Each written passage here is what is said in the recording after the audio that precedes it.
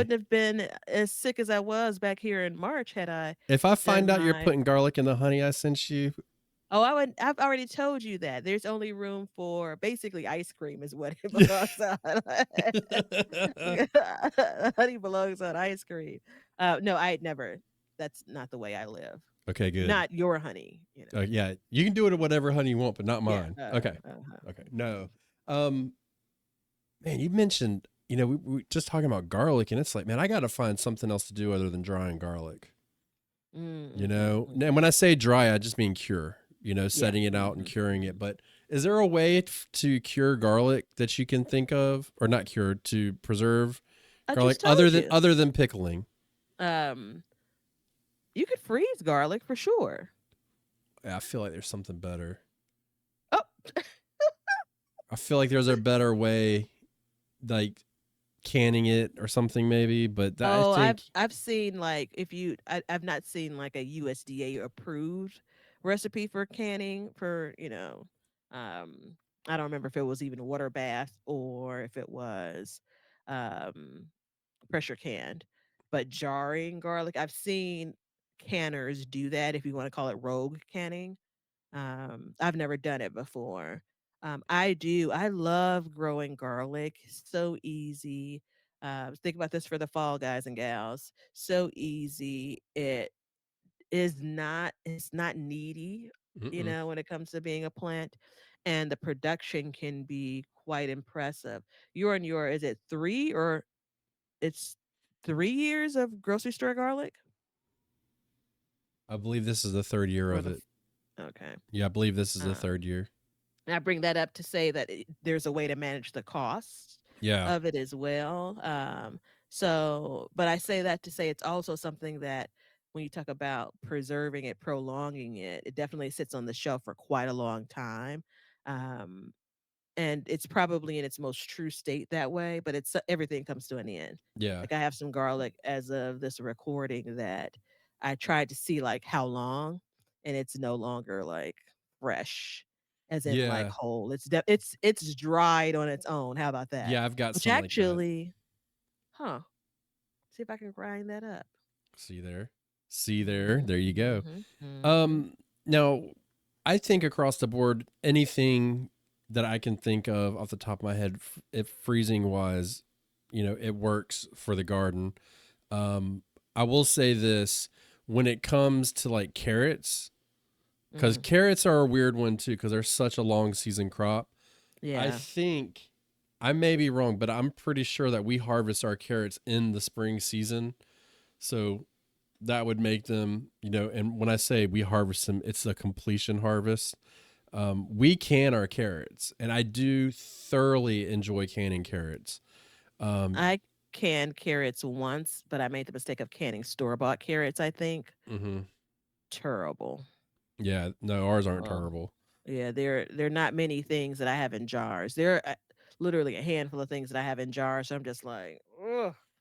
Yeah, we do like to can our carrots, so that's a really good one. But as far as otherwise canning like a straight up vegetable, Mhm. maybe you could do turnips and rutabagas. I've got a bunch of rutabagas I need to pull.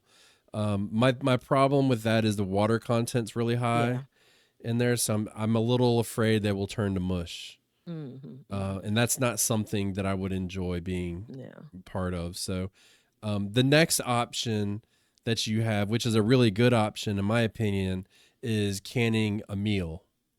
So, or not Mhm. canning, excuse me, freezing a meal, Oh. or even canning a meal. But freezing a meal is a lot easier, just like you did with your collards. I mean, look, you can get on here and say that you can your collards and act like you're canning them fresh, but we all know that you're actually canning a meal, right? With the meat and everything in Yeah, it. So, perfect for breakfast, yeah. Well, I mean, I'm glad you came back around. I prefer to consume collards that I have frozen because I've cooked them exactly how I want them. And, to be quite frank, it's one of those things where it tastes like so very close to, if not the exact same as when I ate them, 2 months ago, 3 months ago. And I've only canned collards once, but I did a pretty well, one season. I did a couple of batches of them that one season. And I was trying to be sensitive around not like completely turning them into mush. I like a real tender collard. I cook them down pretty well, just generally. And then I was trying to be careful with the liquid consistency, how much, how little. So it wasn't the same pot of greens that I would normally make. So that is something, if I say something. Um, but again, it's shelf stable. So there is that bit of it. Yeah, I mean, how long was it before you ate it? Did you have them in the jar? A I haven't, week? I still have like one jar left, one or two jars left. So I ate them, if I canned them in July or August, I ate them like for the first time because I still had fresh greens in the garden too, like that January or February or something. There you go. Yeah, so we, a lot of times what we'll do, especially with the rutabagas, we mentioned that Mhm. they have high water content to the point that when you cook them, you've got to be very, very careful to not put in a lot of liquid back. And I mean, we like to mash our rutabagas and eat them that way. Mhm. But we'll take them and then we will freeze a portion of that, already made, and then we'll pull it out and reheat it. So I mean, I think that's the best option because, we did the kale, we did the mustard, we froze that, and it was just, you can pull it out and add it to a meal. Mhm. And it was a last minute thing. I hadn't really planned on doing a lot with it. But as I look back now, I'm thinking to myself like, man, you missed the boat. You should have done, you should have cooked something and then froze that instead of just freezing the kale by itself. But I mean, it's kind of, it goes two ways because I can do whatever I want with the kale as long as you don't want to eat it fresh, Yeah. Mhm. Mhm. but then at the same time, you can, you're very limited in adding something that's already cooked basically into, because you're not taking the leaf and you're not taking the leaf, cutting it off the plant, stick it in the freezer. You've got to blanch it, and so it's basically pre-cooked to an extent. But Yeah. it's available for us to do that.